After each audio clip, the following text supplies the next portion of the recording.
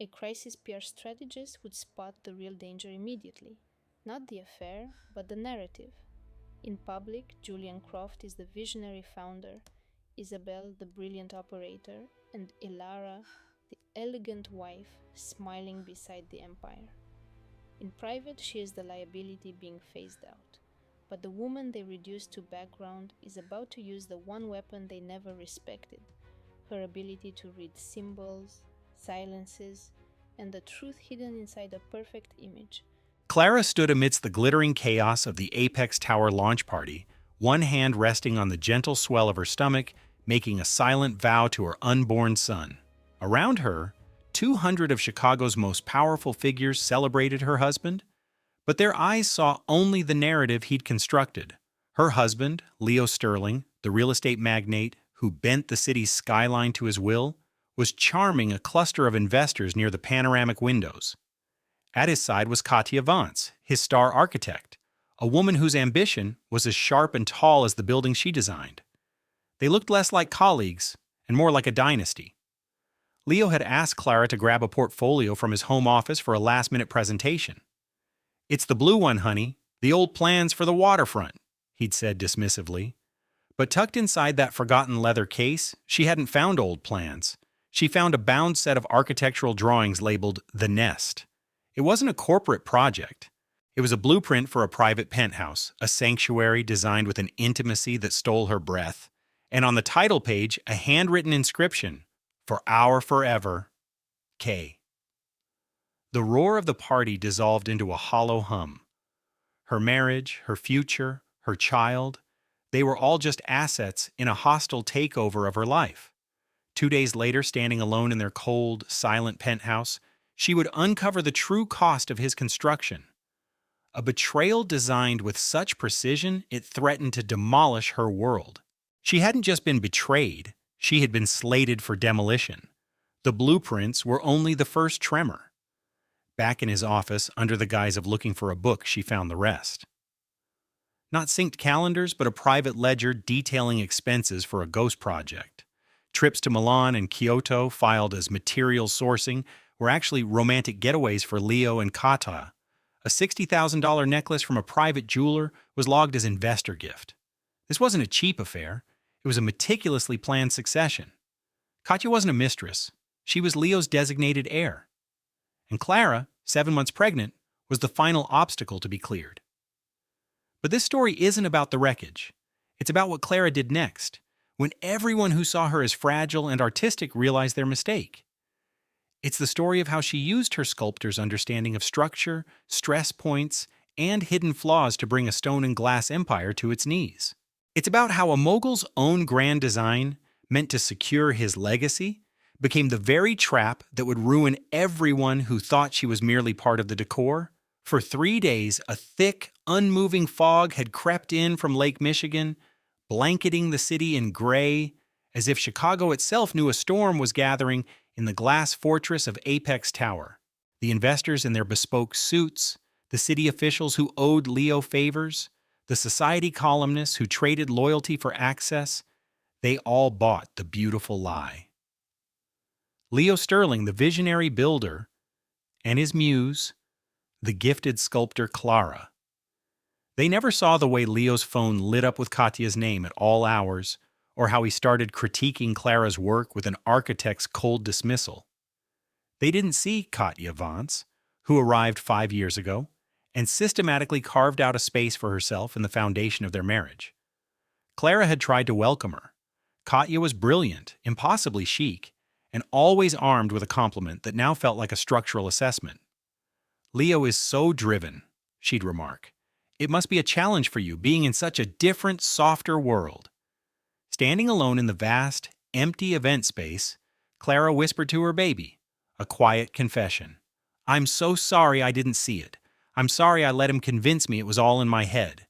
The portfolio in her hands felt impossibly heavy, weighted not by paper, but by years of flawlessly executed deceit. She replayed every time Leo had explained away her fears. His late nights with Katya were marathon design sessions. Their frequent business trips were crucial site inspections. Her growing sense of isolation was her failure to grasp the pressures of his position. He had made her feel inadequate, her intuition a flaw. She watched Katya's aesthetic bleed into every new Apex project, her hard angles and cold minimalism becoming Leo's signature style. She watched them build a world of inside jokes and shared glances that became a fortress, with Clara left outside in the cold. She was the inconvenient truth in their perfect blueprint, a detail to be erased. No one intervened. In their gleaming social circle, no one dared to question the architect of their fortunes, so Clara stood tall, the persistent ache in her back a reminder of the life she now fought for.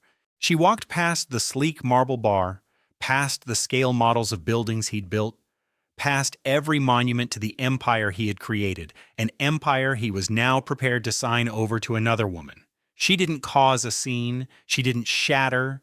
She walked out of that skyscraper and into the biting Chicago wind, no longer a betrayed wife, but a rival developer planning a hostile takeover.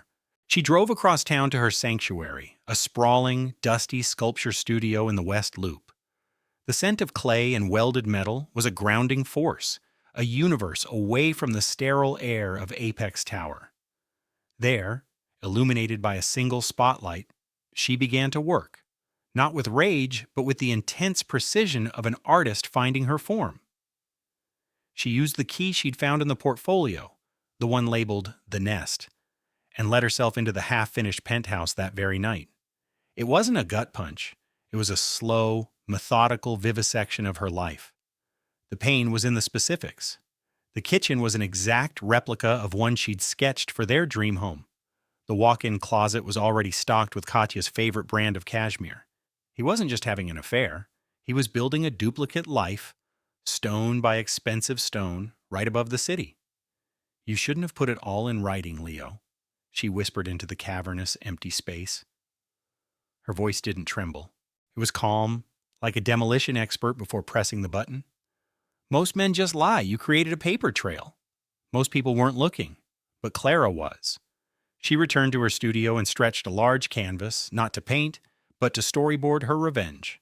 The simple wedding band on her finger, the one Leo gave her when Apex Properties was just a sketch on a napkin in a diner, felt foreign and cold.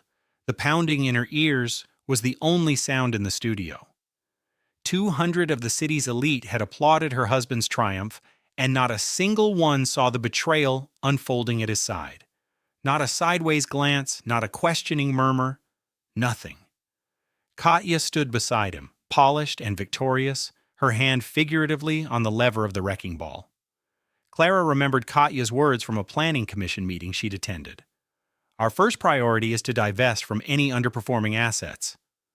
Clara finally understood that she was the asset scheduled for liquidation. She cradled her belly, her promise to her child now solidifying into a plan, absent of tears or fury. He wanted a partner to build an empire, she thought. He just chose the wrong woman to betray. No one came to her defense because no one saw the war. They saw a glowing, pregnant wife proudly supporting her husband. Every single one of them had chosen the beautiful facade. Clara didn't know it yet, but her silent declaration of war was already in motion, triggered by the very evidence they had so carelessly left behind.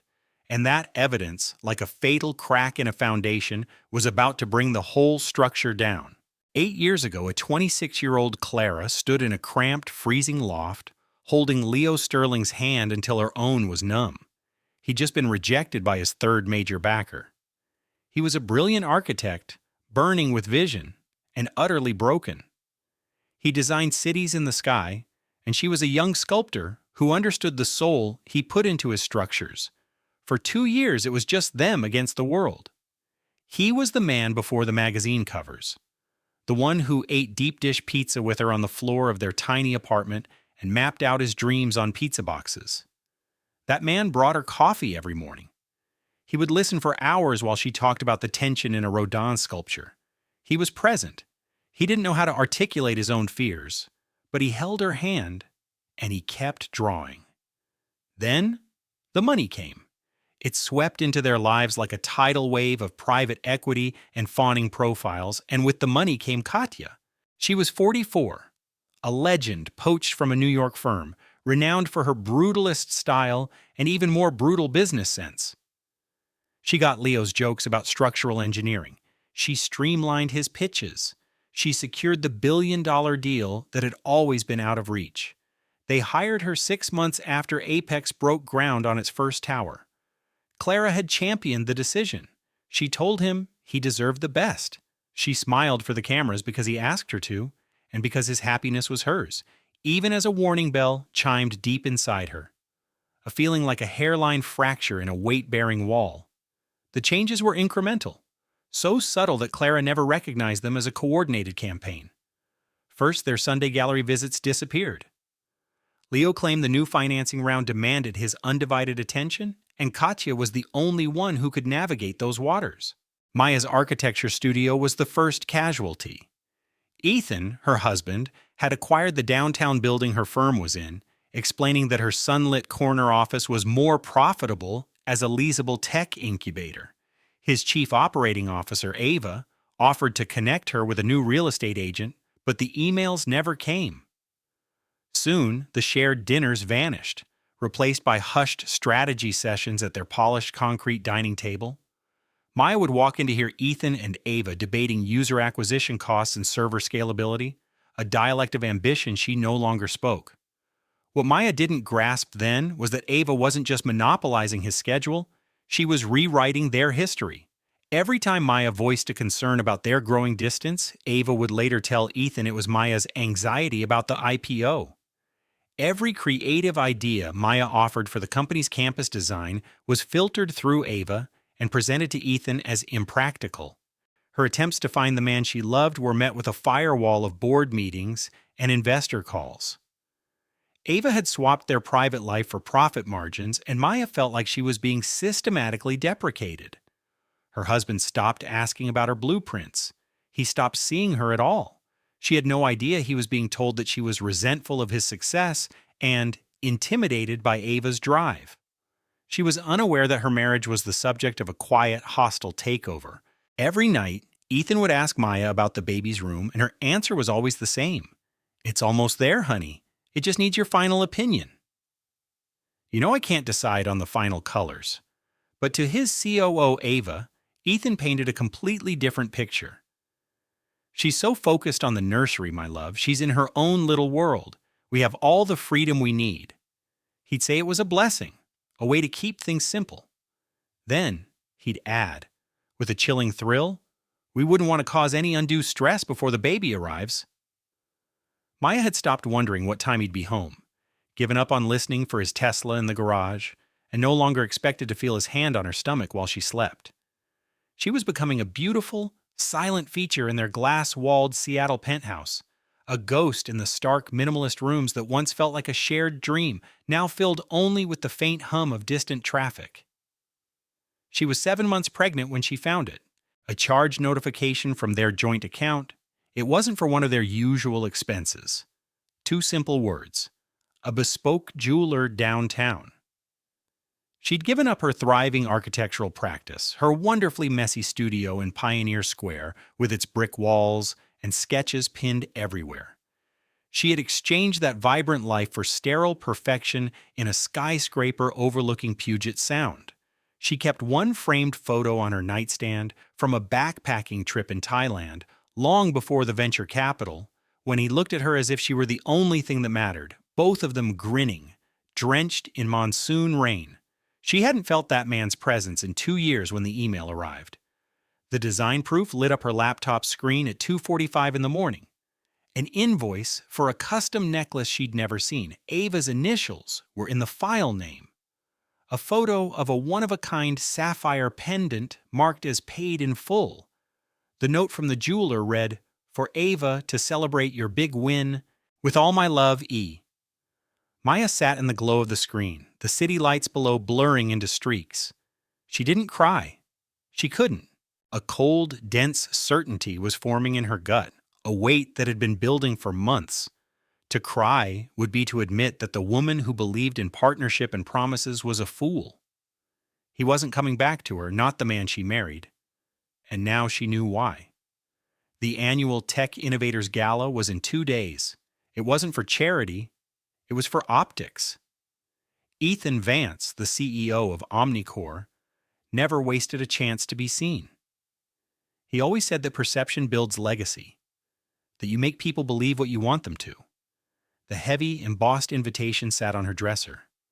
An address for a glass and steel museum downtown, a start time, and a single printed line. Your presence is my foundation. The main hall of the Museum of Modern Technology was a sea of sleek black suits and avant-garde dresses, smelling of expensive cologne and the quiet hum of ambition. Ava showed up 20 minutes early, a habit of hers. Power began with claiming your space, finding the best sightlines, and forcing the room to orbit you. She wore a dress of liquid silver because she wasn't mourning the end of anything. She was celebrating a new beginning. Her date was a junior programmer, talkative and harmless, the perfect camouflage. Ava was poised for this evening to be her public anointment. Maya arrived exactly on time, dressed in a simple, deep emerald gown that showcased the curve of her pregnancy. She had managed to conceal the swelling around her eyes from the tears that had finally, briefly fallen. The sharp pain in her soul had subsided to a steady, heavy ache. She hadn't bothered with much jewelry. She located her designated table near the stage, rested her hands on her belly, and didn't scan the crowd for Ethan. She didn't look for anyone. Her gaze landed on the enormous, laser-etched crystal sculpture of their company's logo. It was flawless and cold, slowly distorting under the heat of the spotlights. She remembered Ethan whispering to her once, years ago, on a ferry to Bainbridge Island. True integrity is what you build when no one is watching. He used to believe things like that, back when he coded free websites for local artists and tutored kids in his spare time. Because it's the right way to build, Maya, and that's the only thing that lasts. The room was buzzing. The chief financial officer of Omnicore gave her a respectful nod. Two investors whispered as they glanced at her baby bump. Ava let out a sharp, curated laugh at something her date said, and then the main door slid open and her entire world fractured. Ethan made his entrance. He was not by himself. Ava, her silver dress catching the light like a flare, was on his arm. Not as his COO, not as a guest. He was holding her hand. He moved with the smooth, frictionless confidence of a man who had never been told no. A man who designed his world to his exact specifications. He wore a custom-tailored suit that fit like a second skin, but his smile was generic, designed for the cameras. His sharp, analytical eyes swept the room, not for her, but for the press. The low hum of conversation in their path simply ceased. He leaned down and placed a soft kiss on Ava's temple, right there for the entire Seattle tech scene to see, and only then did he spot Maya. He looked at his 7 months pregnant wife, and his expression was a flicker of pure annoyance, like finding a bug in his otherwise perfect code. "My apologies for the late start, everyone," he said into the stage microphone. His voice the same smooth, persuasive instrument that had charmed billions from investors. "My senior vice president, Ava Monroe, and I were just closing a merger." He paused. "Please enjoy your evening." Ava's smile was pure triumph. Her eyes met Maya's across the glittering room in a silent, brutal confirmation. 6 months ago, Ethan Vance had started staying out late, his clothes carrying the scent of a perfume she didn't own. He blamed it on the stress of a major software update. He said success wasn't about being the smartest person in the room, it was about sheer will. "Loyalty," he had said, looking toward her pregnant belly, "is forged under pressure. This is a stress test for our next chapter." He had poured himself a glass of expensive scotch. He told her that a person's core programming is revealed when the system is overloaded, when the right decision is the most difficult one. He had looked at Maya then, but his gaze was a million miles away. She looked back at him now, across the packed gala hall, and something inside her didn't just break, it shattered into dust. It was the feeling of being completely and utterly overwritten. At the head table, Ava's hand was now resting possessively on Ethan's arm. There were 197 people in that room, all watching the silent, public execution of a marriage. One person rose, one person left her table, her glass of water untouched, and walked past every venture capitalist and industry rival, all of whom were now whispering with frantic energy. She walked directly to the stage, picked up the second microphone, and delivered the keynote address of her life. Her voice was perfectly steady. "He's right," she said, her gaze sweeping over the audience, not Ethan. A person's core programming is revealed under pressure, and my husband, she paused, letting the silence amplify the words, has just suffered a catastrophic system failure. She finally turned to Ethan, whose face had become a rigid mask of fury. And you, she said, looking directly at Ava, can have the market share, but you will never have the brand. Maya's breathing was even. Her hand came to rest on her belly. She slipped her simple platinum wedding band from her finger and set it gently on the lectern. This is the final liquidation of the Vance partnership assets, she announced, her voice resonating with clarity. Executed tonight with nearly 200 of our most valued stakeholders as witnesses. She picked the ring back up. The first asset in her new portfolio was not financial, it was a statement of worth. If you are hearing this, it means I chose my own value when it would have been easier to accept a buyout. That value belongs to me and to my child. We are retaining 100% of the equity in everything that truly matters. A wave of sharp, indrawn breaths swept through the grand hall. Not outrage, but the sound of Boston's architectural elite witnessing a picture-perfect marriage implode in real time. Sasha went rigid. Ethan's business partner, Leo, looked like he was about to throw up into a potted fern. Board members of the firm were already discreetly messaging on their phones. Amelia stared at Ethan, whose hands were balled into white-knuckled fists, his face a mask of fury. Her voice was a bare whisper audible only to him. I don't get it. You hardly see me anymore. Ethan's face twisted into a sneer. I saw her. Every single day, he hissed, his voice low and vicious. She understands what I need, and she spent the last year of our marriage giving me the creative partnership you never could. Sasha's voice, high and trembling, cut through the space between them. This is insane. This is a private issue. Our legal team will handle this harassment. Amelia didn't even glance at her. Her eyes were locked on Ethan. Your lawyers can send whatever they want, Ethan, but you should know I've been preparing for this. I've been preparing for everything. The awards gala dissolved into a mess of frantic whispers. Amelia walked out, her spine straight. Leo made 3 frantic calls before he even left the hall. Ethan and Sasha were immediately swarmed by concerned colleagues. Amelia sat in a rideshare for 20 minutes, one hand resting on her belly, watching the city lights smear across the window. The driver waited patiently. When Amelia finally gave him the address to the small studio she'd kept in the North End, just in case, she felt a spark of something she hadn't felt in years. Control. She didn't sleep. She sat in her old armchair, the sound of the city a forgotten lullaby, a mug of tea growing cold in her hands. She wasn't reviewing contracts. She was flipping through an old sketchbook, the one filled with designs for a life she was finally going to build for herself.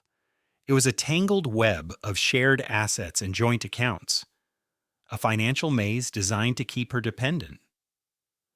Her phone buzzed relentlessly with calls from blocked numbers and emails from partners at the firm who had treated her like a charming accessory for a decade. She silenced it all and called Grace. So, Grace's voice said, no hint of surprise. You're officially a free woman. I guess so, Amelia replied, the words tasting strange. I'm not sure I understand the logistics of it all yet. It works like this. You're letting me buy you brunch tomorrow. I want the lobster Benedict at the Bristol, with extra hollandaise, and one of those ridiculous cannolis from Mike's Pastry. Amelia almost laughed. Almost. Grace, I'm terrified. A beat of silence, then Grace's voice softened. I know, sweetie, but you are the strongest person I know. You have me, and you have that little one inside you who is about to be born to the most incredible mother in all of New England. I haven't told anyone about the baby, I know, but you will when you're ready. Amelia placed a hand on her stomach. The baby shifted, a gentle roll like a wave reaching the shore. The very next day, the systematic destruction of her professional life began. Amelia returned from a client meeting to find an email with a subject line that made her blood run cold. Contract termination, the waterfront restoration project, her biggest commission, was being canceled. 72 hours to hand over all materials. No specific reason cited, no kill fee offered. The project's primary investor was a development group named Apex Urban Design. Amelia didn't have to guess who was on their board. She sank onto her sofa, rereading the email until the words blurred. 5 months pregnant, with just over $800 in her checking account and her career in flames. The following morning, she received a call from her contact at the university, where she was designing a new memorial garden. Professor Davies, the man who had championed her work, sounded apologetic and strained. "Amelia, I'm so sorry. We've had an unexpected new donation that comes with certain stipulations. Your design is being shelved." Amelia was speechless. "My design, the entire memorial garden?" Professor Davies wouldn't elaborate. "I am truly sorry." Amelia hung up the phone in a daze and, out of a morbid curiosity, navigated to the university's press release page. A newly published announcement celebrated a massive $2 million donation to the architecture school and a new visiting lecturer position awarded to Sasha Venti. The donation, from Ethan Blackwood's firm, was dated 3 days before her contract was terminated. Her client list gutted, her career torched, 5 months pregnant. In less than 48 hours, Ethan and his mistress had poisoned every root she had carefully planted, but their campaign wasn't finished. That evening, a knock echoed through her small apartment. Assuming it was Grace, she swung the door open to find Ethan Blackwood standing there, holding a ridiculously lavish bouquet of peonies and wearing a look of practiced remorse. Ethan, the man she'd loved for 5 years, the man she had called late one night, her voice shaking with joy to tell him she was pregnant. The man who had sat across from her in their perfect kitchen, looked her straight in the eye and said, "This isn't part of the plan, Amelia. This isn't what I want right now." Then he'd walked out and stayed in their guest room. No real conversations, no touching. He wasn't there for the first ultrasound, when she had to clench the paper on the exam table to stop her hands from shaking as the doctor showed her the tiny, fluttering heartbeat. And now here he was, smelling of expensive cologne and ambition, with that carefully rehearsed smile. "Amelia," he began, trying to step inside, "I heard about the contracts, about the university project. I am so sorry." "What do you want, Ethan?" "I made a mistake, a terrible one. I was under so much pressure. The baby, the award, it was a lapse in judgment. But I've had time to clear my head, and I want to be here. For you. For our baby." Amelia watched his face, really watched it, and saw the mechanics of the lie. The slight hesitation before he said mistake, as he chose the most palatable word from his internal script. He didn't know how little money she had, or how scared she was. He only knew he was losing control of the narrative. "Ethan," she said, her voice like stone, "you told me our child wasn't part of your plan. You let me go to every doctor's appointment alone. You emotionally abandoned me in our own home. And now you show up with flowers from the back bay because you're worried about your reputation. Amelia, that's not true. The door is that way." He grabbed her arm, a gesture meant to be reassuring but felt like an anchor. She recoiled as if she'd been shocked. He opened his mouth to argue, but she slammed the door in his face, twisted the deadbolt, and sagged against it until she heard his footsteps retreat down the corridor. Then she slid to the polished floor. At 2 a.m, Amelia was curled on her bathroom floor, hugging a bath mat, racked with sobs so violent they felt like they were tearing her apart. She'd lost her home, her career. The father of her child was a manipulative monster. Her own life, once a flourishing garden, was now a scorched field. $600,000 was locked in joint accounts she couldn't access without his signature. She pressed a hand to her belly, her whisper ragged. "I don't know how I'm going to survive this." The baby kicked, a firm, distinct thump against her palm as if to say, "I'm here. We will." Sasha's legal attack was swift. Within a week, a courier served Amelia with a lawsuit. They were suing her for intellectual property theft, retaining Arthur Garrison, a corporate lawyer known for destroying reputations. Amelia's own business lawyer dropped her in a phone call that lasted less than 20 seconds. The claim was built on a foundation of 3 brazen lies. First, that Amelia, while living with Ethan, had access to his proprietary design software and files. Second, that her most celebrated landscape designs were derivative of architectural concepts created by Ethan and his brilliant protege, Sasha. And third, the accusation that was pure poison, that she had used her pregnancy to emotionally manipulate Ethan into sharing trade secrets. The preliminary hearing was scheduled before Judge Helen Rhodes, 63 years old with 28 years on the bench. She was famous for her razor-sharp mind and a complete intolerance for theatrics. She once fined a high-powered attorney $50,000 for using a folksy analogy. She was exactly the kind of judge Ethan should have been afraid of. The courtroom was packed, not with news cameras, but with the city's design elite. This was the biggest professional scandal in a decade, and the community was there for the drama. Amelia sat with her legal aid lawyer, wearing a simple navy blue dress Grace had insisted on buying. Professional enough for court, but comfortable enough for the small curve of her belly. Her hands rested calmly on the table. She felt like she was vibrating apart. Sasha was seated across the aisle in a severe black pantsuit. Her expression, a careful construction of wounded professionalism. Garrison sat beside her, radiating a quiet menace. A man who understood that careers were ruined with paper cuts, not axes. He laid out his case with cold precision, painting Amelia as a resentful amateur who piggybacked on her husband's genius, only to steal his ideas when the marriage soured. He cited her modest solo earnings, her small apartment, her lack of a formal architectural degree. He made it all sound so plausible, which is what made it so horrifying. Then he called his first witness. Amelia heard the name, but her mind refused to accept it. The plaintiff calls Sasha Venti. A cold dread filled her. Sasha walked to the witness stand in a suit that probably cost more than Amelia's entire savings. She was sworn in. She sat down. She refused to meet Amelia's eyes. Garrison's questions were like surgical instruments. Mr. Croft, for how many years were you and Miss Vance in a committed relationship? For 2 years. In that period, did she ever raise the topic of her father's immense wealth constantly? She was obsessed with the fortune. She frequently claimed she was owed a significant share of the empire. She believed it was her birthright. Alara was speechless, her lips slightly parted. Did she ever outline a plan to reconcile with her father? She mentioned she was waiting for the ideal opportunity. Her goal was to reintegrate into the family before his health deteriorated. She referred to the inheritance as her financial cushion. Each word struck like a venom-tipped arrow.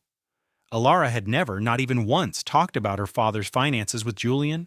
She had rarely mentioned her father at all, as the sorrow was a private, sacred injury. Julian was aware of this. He had comforted her as she wept over their estrangement. He had noticed the single photograph she kept on her nightstand and had inquired why there was only one, to which she explained it was all her spirit could bear. Now testifying under oath, he was warping every private moment they had shared into a devastating weapon. Thorne went in for the final blow. Mr. Croft, from your perspective, was Miss Vance's pregnancy a premeditated strategy? It was a premeditated act, she realized now. Serena had told him she desired a family, introducing the concept of a legacy he could forge with a partner who appreciated his ambition. The notion must have been completely captivating. The grand ballroom was alive with the sounds of tech industry professionals, but for Clara, every noise had faded into a sharp, ringing silence. She could perceive the story solidifying, the unseen connection between her husband Leo and his protege Serena. Secret messages on secure applications, quiet assurances exchanged in the glass-enclosed meeting rooms of his corporate headquarters. Her most intimate aspirations for their life together, her pregnancy, had been warped into something he was sharing with another woman. She had the urge to break the champagne glass in her hand, to get on the table and reveal Leo Vance as a cheat and a coward. She wanted to yell that the only premeditated aspect of her pregnancy was the fierce, instinctual love she felt for the baby growing inside her. But her friend Maya's hand touched her elbow, a gentle touch that communicated, asterisk, not in this place, asterisk. The MC introduced Leo to the stage. Clara reached the marble-finished restroom just as the initial sob broke free. She leaned on the cold stone for support, covering her mouth with her hand to quiet the noise. Her frame shook, and the baby within her delivered a quick, hard kick, as if it could feel its mother's distress and wish to strike back at its origin. Maya discovered her in that state. She didn't offer empty reassurances. Instead, she lowered herself to the floor, her silk dress gathering around her, providing a quiet, unwavering form of support. She waited until Clara's labored breathing became more regular. "He is a complete fool," Maya stated, her voice a deep rumble. "Anyone in that room not dazzled by his company's stock value can see it." "He is aware of all my weaknesses, May," Clara said in a low voice. "Every single insecurity I ever confided in him." "He is familiar with the former Clara," Maya said, shifting to look at her. "The one who managed art collections instead of her own existence. It is time for him to encounter the current one." Upon their return to the ballroom, Leo was encircled by fans. He was captivating, the central figure in his personal universe. Maya, a journalist with the sharp senses of a predator, observed him with narrowed eyes, already devising a strategy. Clara's attorney, an impressive woman by the name of Julianne Croft, whom Maya had strongly recommended, started her work the following day. "Julianne," Clara began, her voice unsteady, "what was the extent of your knowledge regarding my husband's financial situation?" Julianne's office had a view of the San Francisco Bay. "Officially, I know his net worth is $900 million. I'm aware that he established one of the most prosperous artificial intelligence firms in the world. I am aware that his public reputation is flawless. I'm also aware that individuals like Leo Vance do not construct empires without leaving some things in the dark." In the weeks that followed, Julianne and a group of forensic accountants initiated their investigation. "Did Leo ever discuss his long-range financial strategies with you?" Julianne inquired. "All the time," Clara answered. "For the months leading up to our decision to have a child, it was his sole topic of conversation. Ensuring our future, building a lasting legacy. He was completely preoccupied with it." Julianne moved closer. "What were his exact words?" Clara shut her eyes, the recollection now bitter. "He expressed that his deepest worry was creating something so large only for it to disintegrate. He mentioned he was reorganizing assets, setting up trusts, and launching new businesses to safeguard our family's financial well-being. I believed it was for our benefit, for the baby." Julianne's look was serious. "He was indeed safeguarding a future, but it was not yours." She displayed a polished, digital document on the large screen in her office. "For the past 18 months, Leo Vance has been carefully arranging a separate life, channeling funds into it with your unknowing assistance. He engaged wealth management experts. He sought advice from tax lawyers. He kept records of everything." Julianne opened the initial document. "We are prepared to show what we have found," Julianne announced, as though they were in a legal proceeding rather than her sleek office. Leo's main lawyer, a man whose expression seemed to be permanently set in a dismissive smile, gave a short laugh. "We have not had the opportunity to examine any of this supposed evidence." Julianne offered a smile, the kind a predator gives. "You had 18 months to conceal it, Mr. Thorne. I believe we can spare an hour to examine it now." The display lit up, revealing a damning sequence of evidence. 18 months of secure communications between Leo and Serena, where they talked about not only their affair but also their shared future. A thorough business proposal for a specialized artificial intelligence company with Serena designated as the only owner, financed through a network of anonymous companies. Architectural plans for a specially designed residence in Napa Valley, a property Clara had no knowledge of. Recovered voicemails from a thorough data search, in which Leo spoke to Serena about their baby and their shared legacy. The office was completely quiet, with only the soft sound of the city's traffic audible from outside. It was the heavy silence of a reality falling apart. Following that were the financial records. $68 million, methodically redirected from Leo's private investment accounts into accounts that could not be traced. The accounts were all connected to a parent company registered under Serena's name. There were electronic payments to foreign banks, acquisitions of high-end vehicles, and initial payments on business properties. Leo's chief financial officer, a man by the name of Ethan Shaw, had his electronic signature on every single transaction. He had assisted Leo in establishing a secret financial plan, authorizing non-existent costs, and manipulating quarterly statements to conceal the movement of funds. The head of finance at Vance AI had been Leo's accomplice in the deception for almost 2 years. Thorne stood up, his face red. "This is a completely baseless accusation. It's defamation." Julianne's tone was as cold and sharp as a piece of ice. It has been confirmed by two of the most reputable forensic accounting companies in the nation, Mr. Thorne. Their signed statements are included. It was also a matter of significant concern to the Securities and Exchange Commission, which has recently initiated a formal investigation. Leo, who was seated next to his attorney, turned pale. He glanced at Clara, his expression showing complete surprise, not regret. Then Julianne activated the audio file.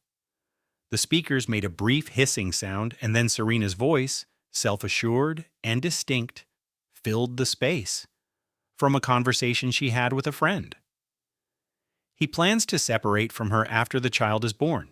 He mentioned it would be a more straightforward process that way, with less negative media attention.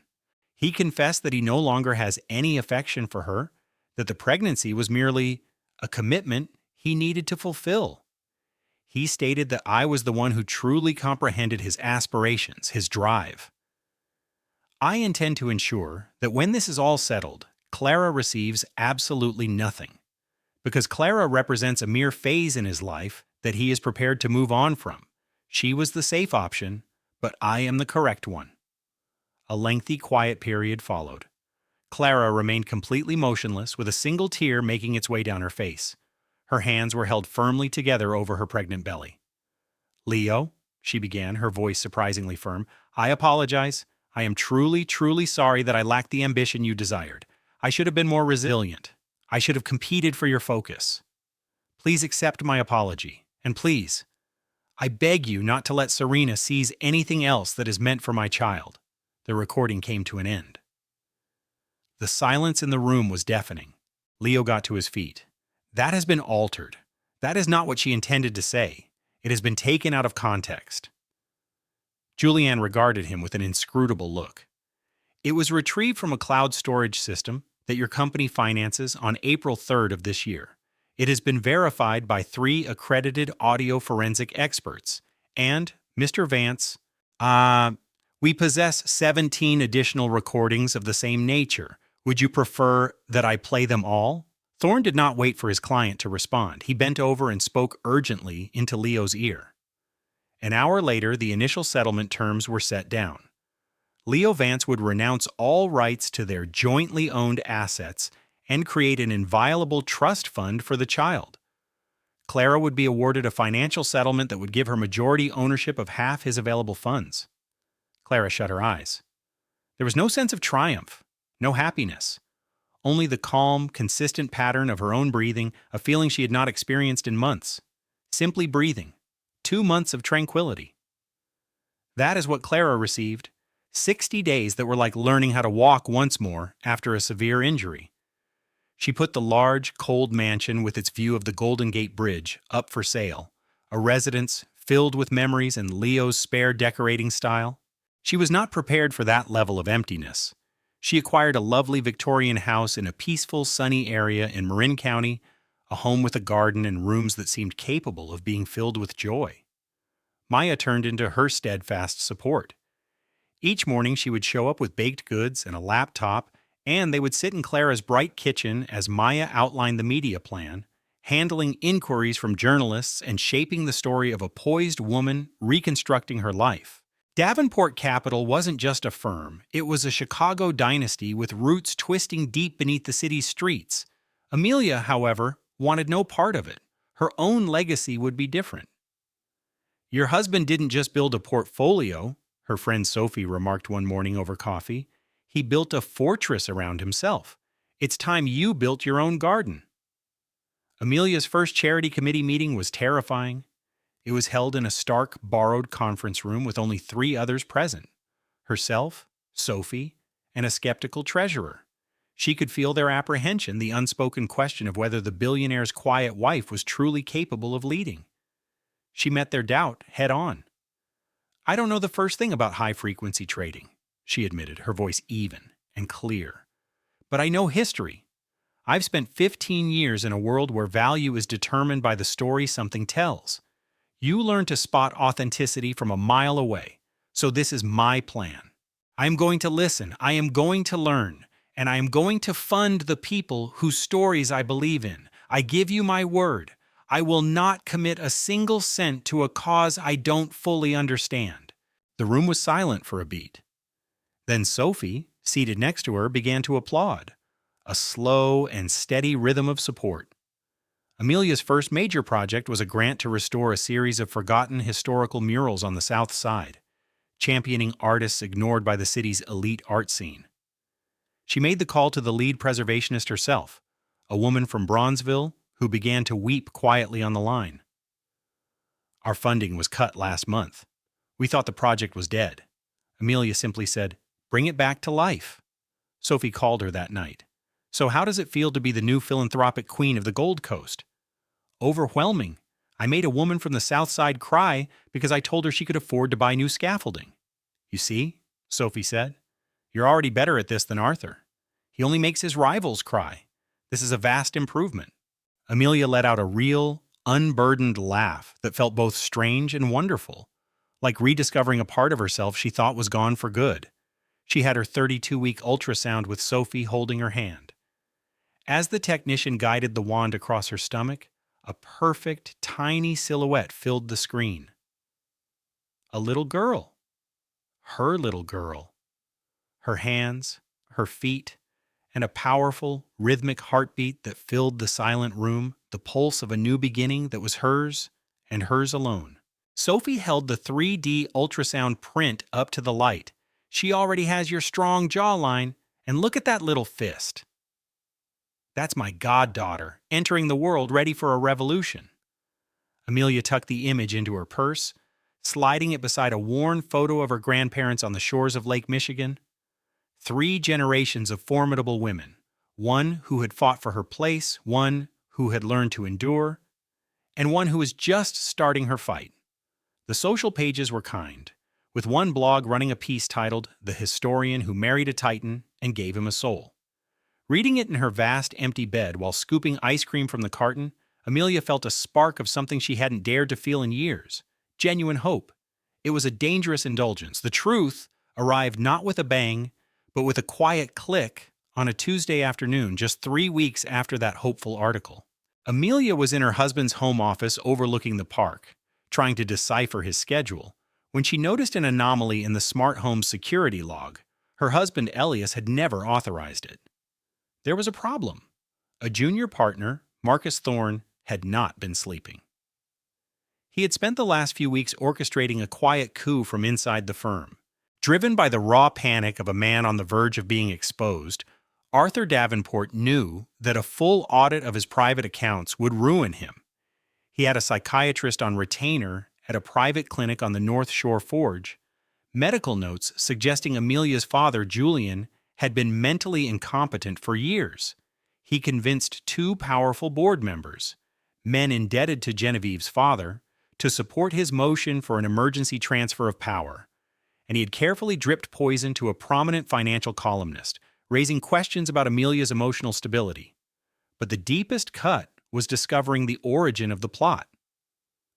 While looking over the security logs for their building, Amelia had idly checked the access history for their private elevator. She saw Arthur's key fob used, followed moments later by Genevieve's, her own ambitious junior partner, at 2 in the morning. She clicked the timestamp.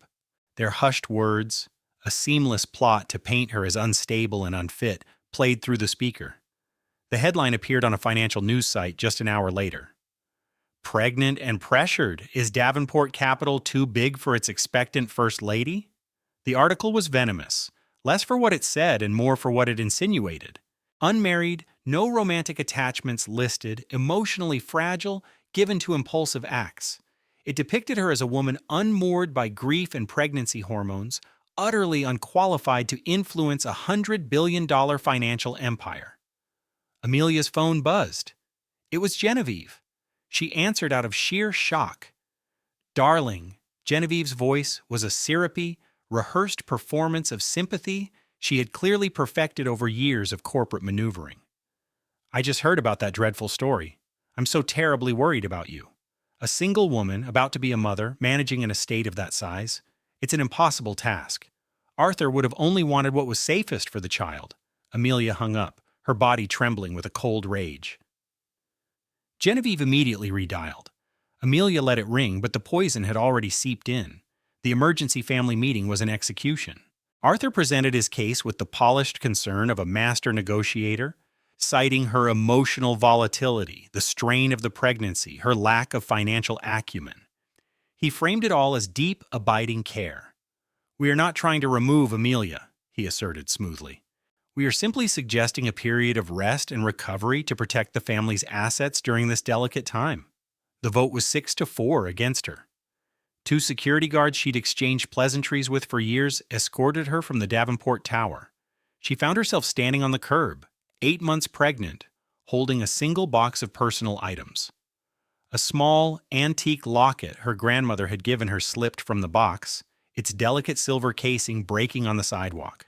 She stared at the fractured metal on the concrete, the legacy it represented now shattered. Traffic streamed by on Michigan Avenue, the sound of the city a loud, uncaring roar. Her phone buzzed. A text from an unknown number read, "Check your email." It was a message from Genevieve's attorneys. A formal proposal. Genevieve would assume full control of the Davenport family office. Amelia would receive a monthly stipend of $50,000 and the use of a condo in Lincoln Park.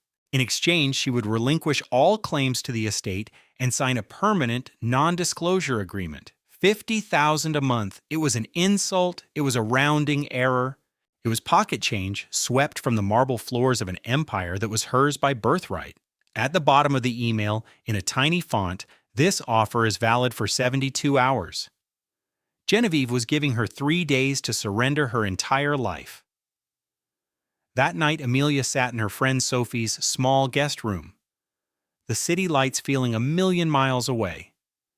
It was all gone. The foundation, her home, the future she had imagined for her daughter. Her phone rang. The screen illuminated with Arthur's name. She should have thrown it against the wall. But at 3 in the morning, 8 months pregnant, sleeping on a pull-out sofa with her world in ruins, you don't always do the smart thing. "Amelia." His voice was hesitant, frayed, a pathetic echo of the titan she thought she had married. "I know what Genevieve did. I know her whole plan. Amelia, I am so sorry. She promised me a way out. $200,000 and a clean break. I was weak. I was a coward. I want to fix this. I'll go to the board. I will tell them everything." Amelia closed her eyes. She wanted to believe him. Every shattered, betrayed cell in her body ached to believe that someone, anyone, was telling her the truth. "Meet me," Arthur pleaded. "I'll explain everything. That little bistro in Old Town, where we had our first date, tomorrow at noon." She agreed. It was a fatal error. When Amelia arrived at the bistro the next day, the paparazzi were already swarming. At least 8 photographers and a handful of news crews. Arthur was standing by the entrance, his hands buried in his pockets. The second he saw her, his expression of feigned agony confirmed it all. He had betrayed her, again. The headlines that night were vicious. Davenport's disgraced heiress in public confrontation with fiancé who seized her fortune, a plot for revenge or a plea for forgiveness. Within hours, Genevieve's lawyers had filed a new petition. The photos, they argued, were clear evidence that Amelia and Arthur had been conspiring all along in a brazen attempt to defraud the estate. Amelia sat in Sophie's apartment alone that night. Sophie was working late. The only sounds were the hum of the ancient refrigerator and the city's distant murmur. She picked up the broken silver locket from her nightstand, its delicate frame now spiderwebbed with cracks. "You're my entire world." It was what Liam always whispered to her before he left for work. "Our entire world," Olivia would whisper back, her hand resting on the swell of her belly. But lately his world seemed to be expanding, leaving her behind in their silent, cavernous Chicago penthouse. And then the baby would kick, a solid, reassuring thump, a tiny heel pressing against her side with a strength that felt like a secret promise. "It's just us," the kick seemed to say. "It's just us, Mom, and we're enough." Liam's video call came in at 10 that night, his face tired but smiling from his office. He was showing her the final blueprints for a client's lake house, but as he shared his screen, a chat window flashed in the corner for less than a second. A message from Sasha, his junior protege. Miami can't come soon enough. Last night was just the beginning. He clicked it away instantly, but the words were burned into Olivia's mind. Her breath caught in her throat. The baby kicked again, but this time it wasn't a promise. It was an alarm. When she woke the next morning, the heartbreak had crystallized into something sharp, cold, and clear. Resolve. "Tell me everything," she said to the empty room. She opened their shared travel accounts. Liam didn't have a succession plan. He had a secret itinerary. She didn't need a lawyer to find it. The first piece of evidence was the one everyone knew about: the architectural conference in Miami he'd mentioned weeks ago. That was the public story. That was the cover. The cover for what? For this. For a 5-night stay at the most expensive beachfront resort. For 2 first-class, non-refundable tickets. She clicked on the passenger details. The second ticket wasn't for a colleague. It was for Sasha. Olivia stared at the screen, a thick bound knot of dread tightening in her chest. The trip had a single purpose: a romantic getaway for 2, a celebration of his new life, funded by the profits of the life he was leaving behind. It was the arrogance that exposed him, you see. That was the tell. Had the affair been a simple, fleeting mistake, hidden with guilt and shame, the clues might have stayed buried. But Liam's plan had specific tells: lavish credit card charges, a separate travel folder, a detailed calendar of their deception. He hit every single one. He basically left a breadcrumb trail for his own downfall. The coffee grew cold in Olivia's mug. She didn't even notice she'd poured it. "And the blueprints?" she whispered. Olivia, for the first time in 9 months, felt a surge of adrenaline that had nothing to do with pregnancy hormones. His expression when he'd shown her the lake house plans had been filled with a designer's pride. But it wasn't for a client. She found the master file on their shared server. It held every rendering he'd worked on for the last 6 months. Encrypted chat logs, payment transfers, a deed for a property in Coral Gables. It was irrefutable proof that Liam and Sasha had been siphoning company funds and stealing proprietary designs since 2022. "He knew," Olivia whispered. "He knew he was building a new life, on my money, with my trust." He built a fantasy that could only be shattered from the inside, with the key of his own ego. Olivia leaned forward, her hands flat on the cold marble island. Liam had designed this so that the more he invested in his fantasy, the more permanent the evidence became. Every dinner he expensed, every hotel room he booked, every blueprint he stole, it all became another line item in his ledger of betrayal. He'd been building the case for her divorce attorney for months. Olivia picked up the sleek black tablet they used for client presentations.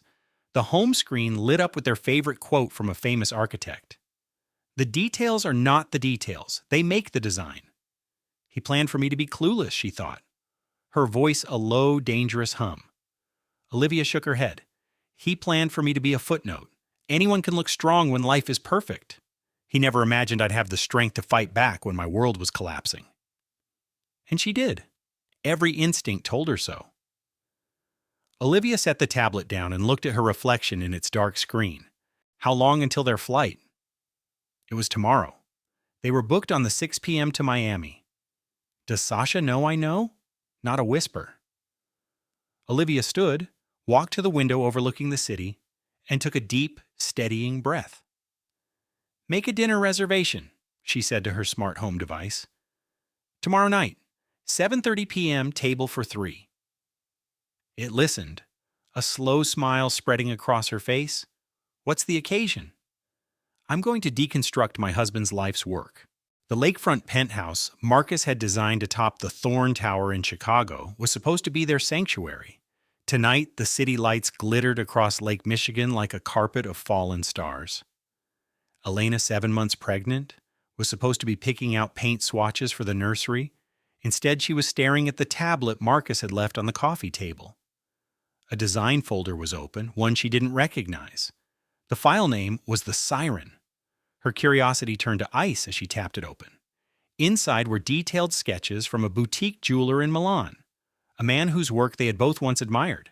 The design was for a necklace, a cascade of black diamonds and sapphires, intricate and breathtaking, and clearly not for her. The designer's notes were chillingly intimate, referencing a joke about a stormy night in Positano, a trip Marcus had supposedly taken alone for business. A cold dread washed over her as she navigated deeper into the folder. It wasn't just jewelry designs, it was a meticulously organized archive of a 2-year affair. Receipts from a private suite at the Langham, booked under a corporate alias, flight itineraries for 2 to Monaco, Paris, Santorini. All during weekends, he was supposedly closing deals on the West Coast. And then, the photos. A gallery of stolen moments with Simone Renault, the fiercely ambitious lead agent at his brokerage. Simone laughing on a yacht, the Mediterranean sun in her hair. Simone wrapped in one of his cashmere sweaters on a hotel balcony, the city lights of Tokyo behind them. Every photo was a dagger, revealing not a clumsy mistake, but a second hidden life. He hadn't just been cheating. He had been building a world with someone else, using the fortune they had built together as his foundation. $73 million seemed small compared to the currency of 2 stolen years. When Marcus came home just after midnight, he was buoyant, smelling of scotch and a cloying, unfamiliar perfume. He kissed her cheek, oblivious, talking about a landmark deal he'd secured. Elena was waiting for him in the living room, the tablet on the ottoman between them, its screen glowing with a photo of him and Simone clinking champagne glasses. His smile faltered. The easy denial came first. "It's not what it looks like, Lena. You're emotional." But she just swiped to the next photo. And the next. She was just celebrating the deal. Elena's voice was quiet, stripped of all warmth. "The one in Greece, 6 months ago, while I was homesick carrying your son? Or the one where you bought her a necklace that cost more than our first apartment?" His face turned the color of wet concrete. You went through my private files?" It wasn't an apology. It was an accusation. And in that moment, she knew everything was truly over. "This wasn't a mistake, Marcus," she said, her voice steady, despite the tremor in her hands. "This was a project. You architected this entire life behind my back." He finally broke, the arrogance dissolving into pathetic pleading. He swore it meant nothing, that he loved her, that he wanted their family. But his words were hollow, just blueprints for a structure that had already collapsed. She watched the man who could command boardrooms and bend city planners to his will completely unravel. She didn't scream or cry. She simply stood, a hand on her growing belly, and said, "I want you to leave now." The finality in her tone was more powerful than any shout. The penthouse doors slid shut behind him, the sound echoing in the sudden, vast emptiness. There were no agents, no dramatic arrests, just the quiet, devastating end of a marriage brought down by a single, carelessly named folder. As security escorted him from the building, Marcus stopped. He looked back at the towering glass spire, his monument to himself. He knew he wasn't just losing a home, he was losing the only part of his life that had ever felt real. He had built an empire of glass and steel, but he had shattered its foundation. Elena changed the locks before sunrise. His calls, 23 of them, went unanswered. The flowers he sent were left with the doorman, who was instructed to dispose of them. Her sister Maya arrived with 2 suitcases and a ferocious, protective energy. In a box of things Marcus had left behind, Maya found a card from Simone. "I knew his heart would have to find a home eventually," it read. "Some structures just aren't built to last." Elena read it, her face impassive. "Love isn't real estate, Maya," she said, tearing the card in 2. "You can't just evict someone and move in." The files were now on Elena's laptop. She downloaded every photo, every receipt, 2 years of deceit, cataloged and dated. She looked at them all, one by one, forcing herself to absorb the full scope of the lie. It was a cleansing fire, burning away the ghost of the man she thought she had married. She grieved for the future that was now just a fantasy, tears streaming down her face until she felt nothing but a raw, hollowed-out emptiness. She saved the entire archive to an encrypted drive, labeling it simply evidence. Her mother's portrait seemed to watch her from the wall, a silent reminder of a strength she didn't know she had. It was during a call with her divorce attorney, while methodically detailing Marcus's hidden assets, that her water broke. "Maya," she said, her voice tight but calm, "you might need to drive now." Maya broke every speed limit on Lakeshore Drive, her compact electric car whining in protest. I watched a documentary on emergency childbirth once, Maya yelled, weaving through traffic. I think the first step is boiling water, which we don't have. Elena just breathed. Just get me to Prentice, Maya. Her father, a retired history professor, followed close behind, on the phone with the hospital administrator, calmly but firmly arranging for their best obstetrician. Maya, that light was red, he said through the car's speaker. It was pinkish, she yelled back. Leo Michael Hayes was born at 9:46 p.m., weighing a healthy 7 pounds 9 ounces. He had Elena's dark curly hair and a calm, watchful gaze that reminded her of her own father. As Elena held him, the chaos of the past few weeks faded into a quiet hum. The city lights of Chicago seemed softer, gentler. Her father stood in the doorway, his eyes glistening with unshed tears, witnessing a new beginning. Maya was asleep in the chair, her phone still clutched in her hand. On the nightstand, next to a cup of cold tea, was a small, framed photo of Elena's mother. Beneath it, a quote she had cross-stitched years ago: "The most beautiful structures are built on a foundation of truth." Elena looked down at her son, so small and perfect, completely unaware of the fortune tied up in his name or the emotional war that had preceded his arrival. "Your father was a brilliant builder," she whispered, stroking his cheek. "But he forgot the most important part of the design. And your mother," she smiled, a real smile for the first time in weeks, "was an architect who fell in love with a beautiful lie." Leo yawned, a tiny, world-altering yawn. "But you," she whispered, kissing his forehead, "you, my love, are the truth." She smiled not for the lawyers, or the pending divorce, or the real estate empire she would now help dismantle. She smiled because her son was here, and for the first time she felt like she was finally building something that would last. Because the truth was about to be served, the way her grandmother always said it would be. And because for the first time in years, Olivia felt like the main character in her own story. Outside the restaurant window, the city of Chicago glittered, its buildings and bridges and people all moving with relentless purpose. The Perfect Architect brand was a facade. The blueprint for their perfect life was in flames, and somewhere, in whatever sleek, glass-walled office arrogant and unfaithful men go, Liam was finally exposed. His wife was finally free. This is a story about the high price of a lie and the immeasurable value of the truth. It is about the people who build their foundations on rock and the empty lives of those who build theirs for an audience. If you have ever been manipulated, underestimated, or made to feel like a guest in your own home, this story was written for you. If you are ready, stay with me. This is going to change how you see those picture-perfect couples you scroll past every day. And if this story speaks to you, do me one small favor. Hit that follow button, drop a comment telling me what city you're from, and share this with one person who needs to be reminded of their own power today. Because stories like this don't just entertain, they remind us of the steel in our own spines. This narrative was carefully crafted, researched, and produced by our team to deliver compelling stories with lessons that matter. Every word was chosen with purpose because we believe that stories with meaning are more essential than ever. Thank you for listening, and thank you for being a vital part of our community.